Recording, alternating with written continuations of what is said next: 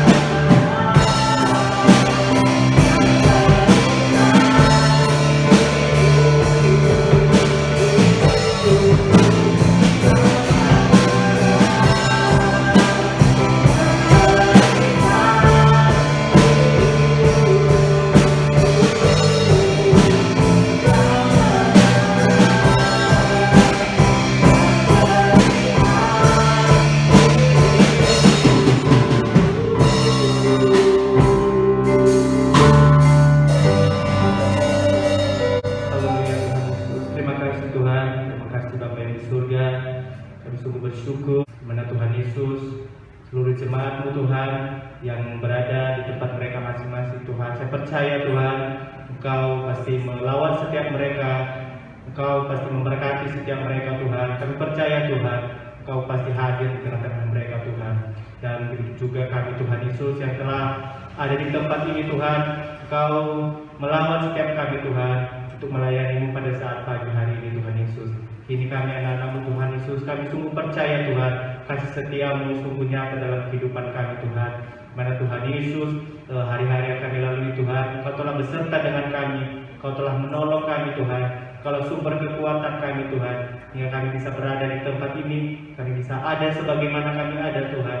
Itu bukan kekuatan kami Tuhan, melainkan semata belas kasihan-Mu dalam setiap pribadi kami Tuhan. Tuhan Yesus, kami memuliakan ibadah kami, Engkau urapi setiap kami yang melayani-Mu Tuhan, baik dari worship leader Tuhan, singer Tuhan, pemain musik Tuhan. Kami yang percaya Engkau mengurapi setiap kami dan Engkau melayani setiap kami Tuhan untuk melayani. Hingga Tuhan Yesus setiap pujian, penyembahan yang akan kami naikkan, Engkau disenangkan Tuhan, dan kami percaya Tuhan Yesus, Engkau bertata atas setiap pujian yang kami akan naikkan kepadamu Tuhan. Terima kasih Tuhan Yesus, kami siap memuji, meninggikan, memuliakan nama-Mu Tuhan.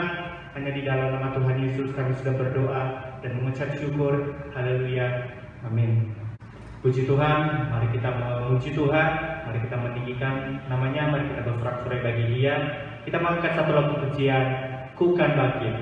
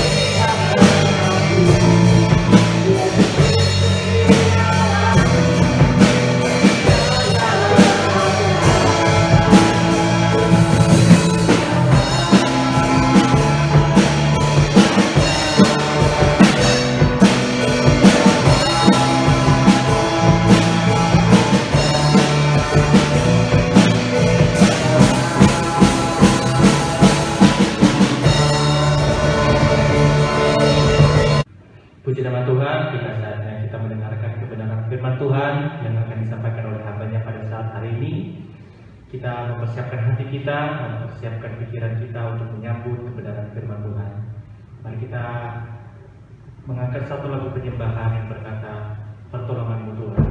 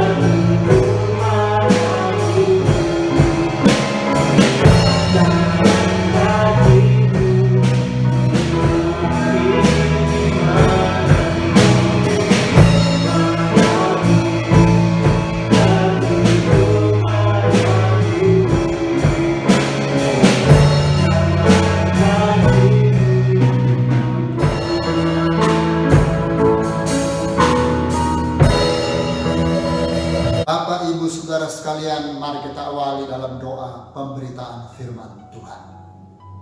Segala puji syukur, hormat, dan kebesaran, serta kemuliaan kami kembalikan kepada Tuhan.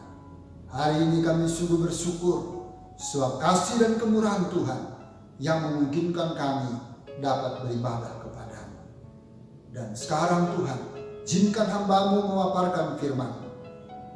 Rapi hamba-Mu, dan biarlah Engkau bekerja melalui pemberitaan firman Tuhan. Mohon ampun atas setiap dosa dan pelanggaran kami. supaya kami dilayakkan oleh Tuhan. Sikapkan rahasia firman Tuhan, buka setiap hati dan pikiran kami. Dan Engkau mencelikkan setiap mata rohani kami, supaya kami dapat mengenal pribadi Kristus di dalam kehidupan kami. Terima kasih Bapa di surga. Demi nama Tuhan Yesus sampai siap memaparkan firman Tuhan. Haleluya. Amin. Haleluya, haleluya. Shalom Bapak Ibu Saudara sekalian. Apa kabar hari ini? Doa dan harapan saya tetap kabar baik, tetap sehat, tetap semangat, dan tetap survive. Karena anugerah Tuhan lebih dari hidup dan melimpah bagi kita semuanya. Senang sekali hari ini Tuhan izinkan kita kembali dapat berinteraksi melalui firman Tuhan. Pastikan setiap kita dapat mendapatkan pesan firman Tuhan dan berinteraksi dengan antusias. Puji Tuhan. Judul firman Tuhan hari ini adalah prinsip mengikut Yesus. Sekali lagi, prinsip mengikut Yesus.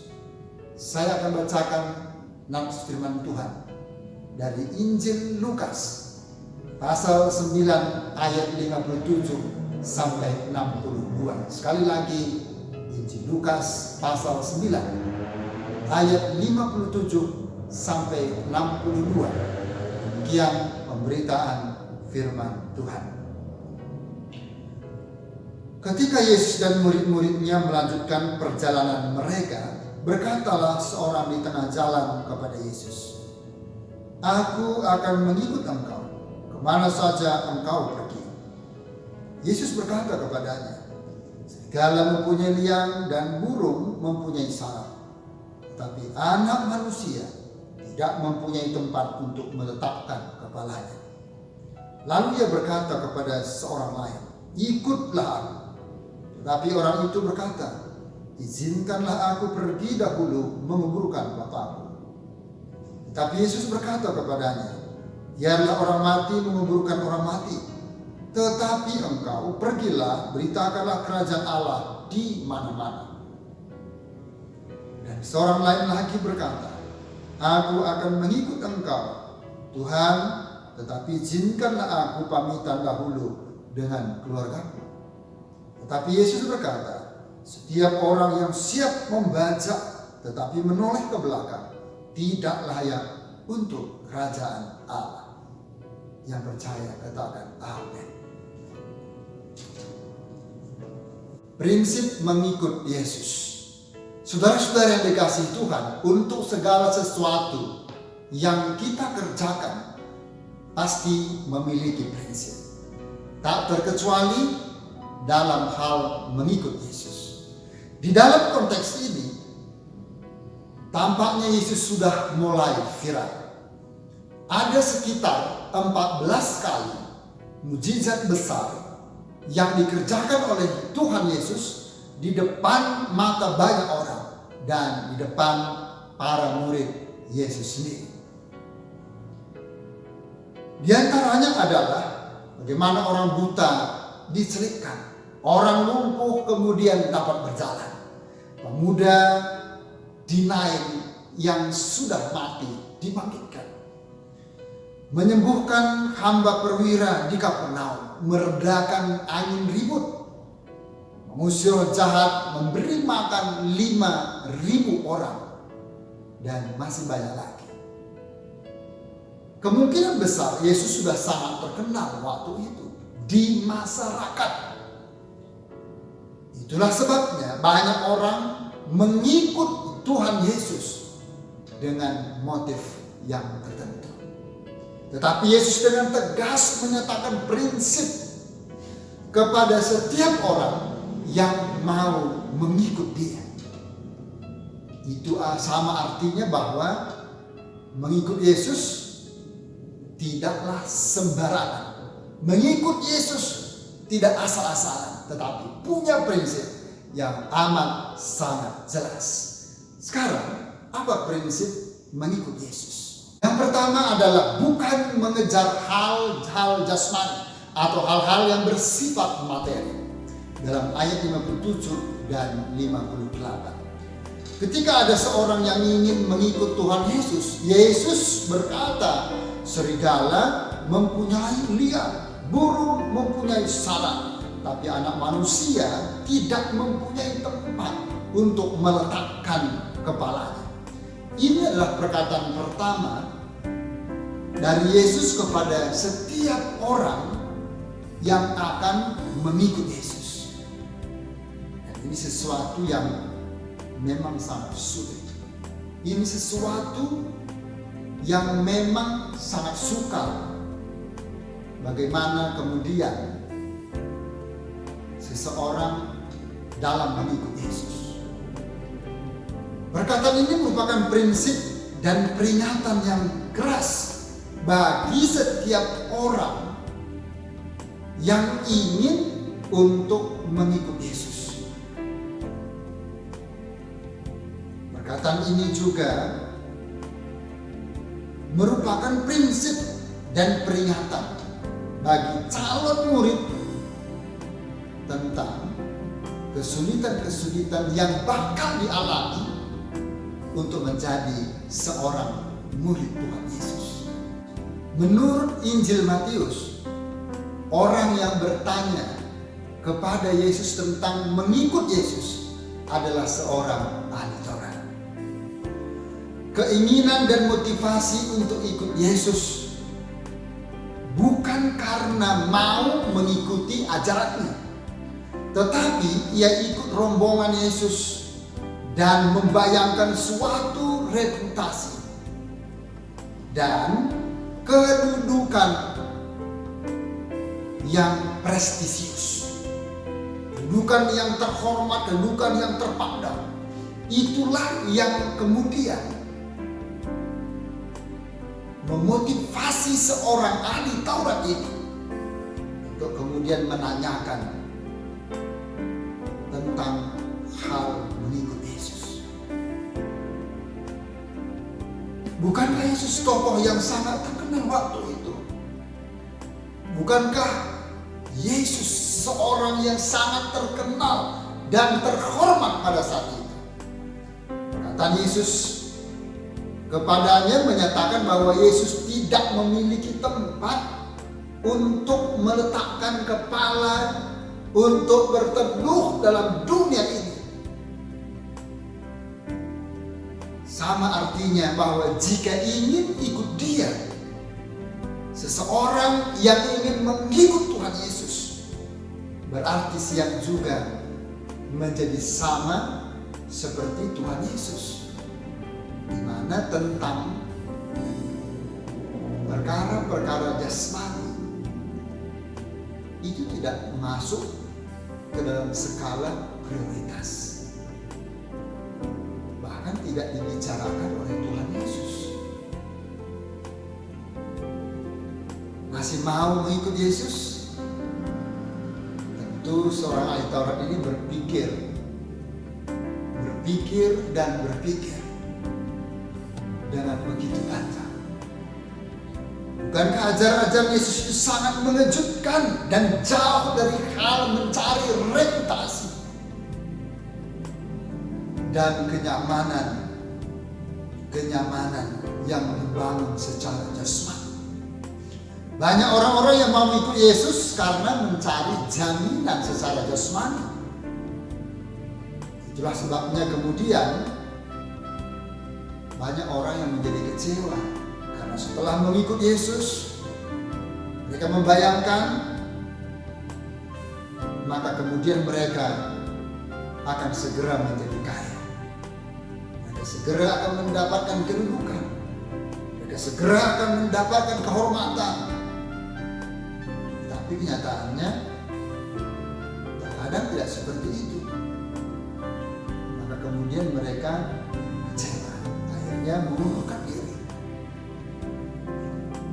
Saudara, orang yang mengejar jaminan secara jasmani, maka kemudian rela melakukan apa saja demi untuk mencapai apa yang menjadi dari semula, yakni mencari hal-hal yang bersifat jasmani. Itulah sebabnya kita tidak heran mengapa kemudian banyak orang melakukan kejahatan, banyak orang melanggar hukum demi satu tujuan, untuk mencari dan mengumpulkan sebanyak mungkin kekayaan berupa jasmani. Dalam rumah tangga, dalam hubungan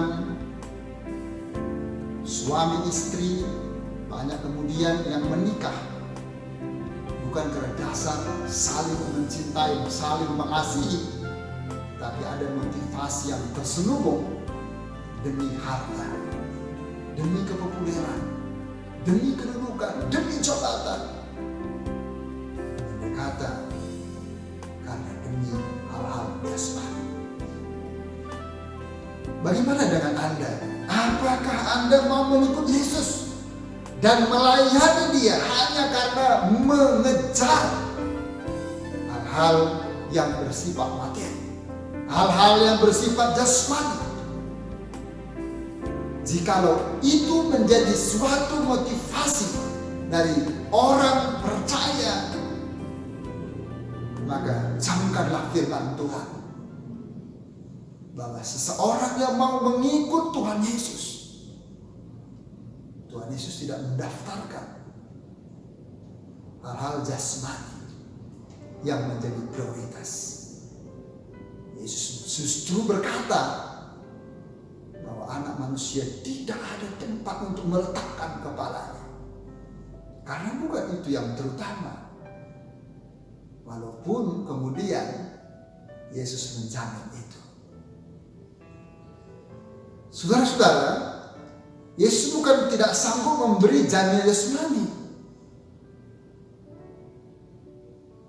Jika kita merefresh kembali, Tuhan Sang Pencipta langit bumi, maka memiliki alam semesta raya ini. Dan dalam perjanjian baru, Sang Pencipta itu bernama Yesus. Maka bagi Yesus tidak ada perkara yang sulit, terlebih menjamin hanya untuk tempat tinggal dalam dunia, tempat tinggal dalam kerajaan surga saja. Yesus memberikan jaminan. Dan siapa yang percaya kepada Dia, Dia akan memberikan tempat di dalam kerajaan surga. Terlebih dalam tempat dalam dunia, itu perkara yang sangat kecil bagi Tuhan Yesus. Tetapi Yesus ingin agar supaya setiap orang yang mengikut Yesus tidak mengutamakan perkara-perkara jasmani. Itulah sebabnya Yesus berkata dalam Injil Matius pasal 6 ayat 33, tetapi carilah dahulu kerajaan Allah dan kebenarannya, maka yang lainnya akan ditambahkan. Artinya, jikalau seseorang mengikut Yesus sudah mencari kerajaan Allah dan kebenarannya, maka kemudian yang lain termasuk perkara hal jasmani akan disediakan baginya. Yang percaya katakan amin. Tapi sungguh sangat ironis, tidak sedikit orang percaya yang mengikut Tuhan Yesus, mereka memiliki motivasi iring Yesus atau ikut Yesus agar supaya anak-anak mendapat beasiswa dari gereja, anak-anak dapat beasiswa dari lembaga kekristenan, lalu kemudian menjadi pengikut Yesus agar supaya mereka mendapatkan perhatian, mereka mendapatkan support dari sesama orang Kristen. Lalu kemudian tidak sedikit juga orang memiliki motivasi menjadi hamba Tuhan, menjadi pelayan Tuhan, agar supaya mendapatkan fasilitas, menjadi orang kaya, menjadi terhormat, dan seterusnya. Dan ini tentunya motivasi yang salah. Dan itu sebabnya Yesus meluruskan bahwa untuk mengikut Yesus, Yesus tidak membicarakan sebagai skala prioritas tentang hal-hal jasmani, tapi yang prioritas di sini adalah tentang kerajaan surga. Dan ini menjadi suatu prinsip yang harus dipegang erat bagi siapa saja yang ingin mengikut Yesus. Haleluya, Puji Tuhan. Saudara, prinsip yang kedua adalah memahami prioritas utama dalam hidup, yaitu Allah. Memahami prioritas utama di dalam hidup, yaitu Allah. Dengan perkataan ini Yesus mau menekankan tentang pentingnya mendahulukan tuntutan-tuntutan kerajaan Allah di atas segala-galanya. Dan perkataan ini sangat mengejutkan para pendengar waktu itu, termasuk seorang ahli Taurat yang sedang berinteraksi dengan Tuhan Yesus. Penguburan orang mati, bahkan orang asing sekalipun, merupakan pekerjaan saleh yang sangat terpuji dalam agama Yahudi. Apalagi penguburan keluarga sendiri. Misalnya dalam Perjanjian Lama, Yusuf dalam Kejadian pasal 50 ayat yang kelima, keharusan menguburkan orang tua merupakan hukum kelima dalam 10 hukum Musa. Hal ini mendahului semua kewajiban agama yang paling penting. Nah, apalagi bagi anak laki-laki, anak sulung. Dan saudara, anak itu orang tuanya mati sehingga butuh waktu sebentar untuk menguburkannya. Anak itu menunggu sampai orang tuanya mati dulu baru ikut Yesus. Dengan demikian, biar semua kewajiban terhadap keluarga diselesaikan, baru ikut Yesus. Nah, saudara, ini tentunya menjadi suatu pilihan.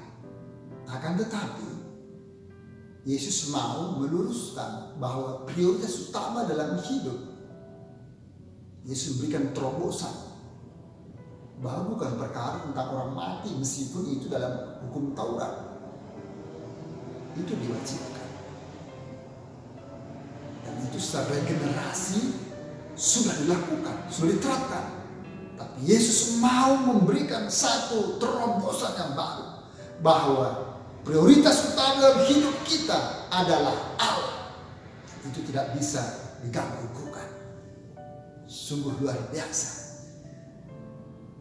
Banyak orang berdalih ketika mengikut Yesus. Misalnya disuruh ke gereja, suruh ibadah. Nanti kalau sudah tidak sibuk lagi. Nanti kalau saya sudah tidak repot lagi. Tetapi dalam masa pandemi yang berkepanjangan ini, orang yang selalu membangun alasan supaya tidak beribadah. Mereka katakan, wah pas sekarang ibadah online. Tidak datang ke gereja, tidak ibadah pun saya tidak datang ibadah di tempat. Disuruh membawa persembahan, dia katakan tunggu, saya mau membawa persembahan tetapi saya kaya dulu. Suruh mengambil bagian dalam pelayanan, nanti kalau saya tidak malas, nanti kalau ide, gagasan, maunya saya sudah dituruti. Mereka selalu membangun 1001 alasan. Dan orang-orang yang memiliki tipe seperti itu sama saja seperti nas yang sudah dibacakan tadi. Masalah penguburan orang tua merupakan hal yang penting bagi masyarakat Yahudi. Tetapi di mata Yesus, hal mengikut dan memasukkan kerajaan Allah adalah suatu skala prioritas yang tidak dapat ditawar-tawar lagi. Dan itu jauh lebih penting dari sekedar penguburan orang mati. Ini prinsip bahwa dalam hidup yang terutama adalah Allah. Yang percaya katakan amin. Saudara yang dikasihi oleh Tuhan, yang ketiga prinsip dalam mengikut Yesus, memahami fokus perhatian. Sekali lagi, memahami fokus perhatian dengan berkonsentrasi pada pekerjaan Tuhan. Ayat 61 dan 62. Di dalam kitab Raja-Raja pasal 1 ayat 19 sampai 21, Elia memanggil Elisa, melemparkan jubahnya, ikutlah aku.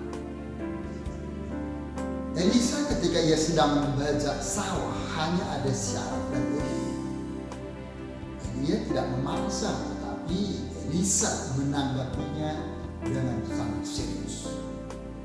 Dalam hal kerajaan Allah yang dikerjakan oleh Yesus jauh lebih mendesak dari apa yang dilakukan oleh Elia terhadap Elisa. Yesus menuntut kita berkonsentrasi penuh atau memberikan perhatian yang penuh yang berbicara tentang keseriusan, kesungguh-sungguhan, jangan setengah-setengah. Jika seseorang berniat untuk mengikut Yesus, membaca tetapi menoleh ke belakang, hasilnya tidak bakal lurus. Baca yang menoleh ke belakang ialah calon murid yang pikirannya sebagian masih melekat kepada kehidupan yang ia tinggalkan guna mengikut Yesus. Bandingkan dengan bangsa Israel di padang gurun yang masih ingat keadaan Mesir, makanan di Mesir, kehidupan di Mesir. Mereka membandingkan dengan kehidupan mereka di padang gurun. Itulah sebabnya Allah menjadi murka kepada mereka.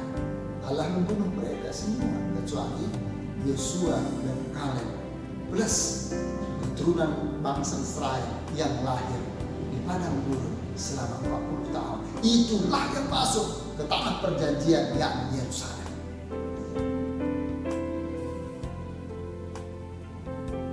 Orang dapat menjadi sukses ketika ia memiliki konsentrasi penuh pada pekerjaan atau apa yang sedang ia lakukan. Demikian halnya dengan mengikut Yesus. Saudara yang dikasihi oleh Tuhan, jika seseorang yang mau mengikut dan melayani Tuhan Yesus dengan motivasi yang benar sesuai dengan firman Tuhan, maka tidak perlu ia memikirkan berapa gaji yang ia dapatkan, berapa bonus yang ia peroleh, apa saja fasilitas yang akan disediakan, bagaimana prestasi pekerjaannya ke depannya, dan bagaimana jaminan masa depan di dalam pekerjaannya. Saudara, ingat Tuhan Yesus tidak membicarakan sebagai skala prioritas yang bersifat jasmani atau hal-hal yang materi. Tapi Tuhan Yesus ingin supaya pusat perhatian dan semua energi yang kita lakukan adalah fokus utamanya tentang Tuhan dan konsentrasi penuh tentang pekerjaan Tuhan sesuai dengan karunia talenta, sesuai dengan kapasitas yang Tuhan percayakan kepada setiap orang yang ingin mengikut dan melayani Tuhan Yesus. Bagaimana tentang prinsip Anda dalam mengikut Yesus? Bagaimana prinsip Anda dalam melayani Tuhan Yesus? Sudahkah sesuai dengan firman Tuhan? Tuhan Yesus memberkati kita semuanya. Mari kita berdoa. Tuhan Yesus, terima kasih bagi firman. Prinsip untuk mengikut Yesus, Tuhan tidak pernah menjadikan skala prioritas tentang perkara-perkara jasmani. Tetapi Tuhan Yesus menegaskan supaya prioritas dalam hidup kami, siapapun kami yang mau mengikut dan melayani Tuhan Yesus dalam setiap keadaan dan situasi, kami tetap memprioritaskan Tuhan dan konsentrasi penuh dalam pekerjaan Tuhan sesuai dengan kapasitas, karunia, talenta, potensi-potensi yang Tuhan percayakan kepada kami.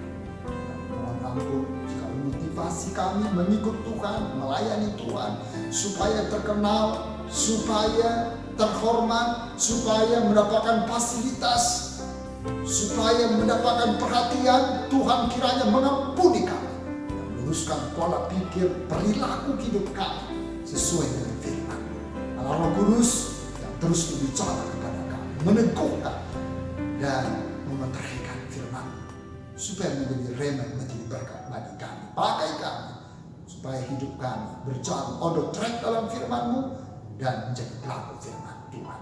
Terima kasih Bapa di surga. Sekarang Bapak Ibu Saudaraku, mari kita menadahkan kedua tangan kita untuk menerima berkat dari Tuhan. Dengan imanmu terima dan bawalah pulang. Limpah dan anugerah damai sejahtera dari Allah Bapa di surga. Cinta dan kasih sayang dari Yesus Kristus Tuhan dan penebus jiwa kita, serta persekutuan Allah Roh Kudus turun memenuhi, menyertai, menghibur, menolong, memberkati, dan menyelamatkan kita semua hari ini, besok, sampai Maranatha Tuhan Yesus datang untuk kedua kalinya. Dalam nama Tuhan Yesus kami tamatkan ibadah kami dan terima berkat Tuhan. Semua yang percaya katakan haleluya, amin. Tuhan Yesus memberkati. Shalom.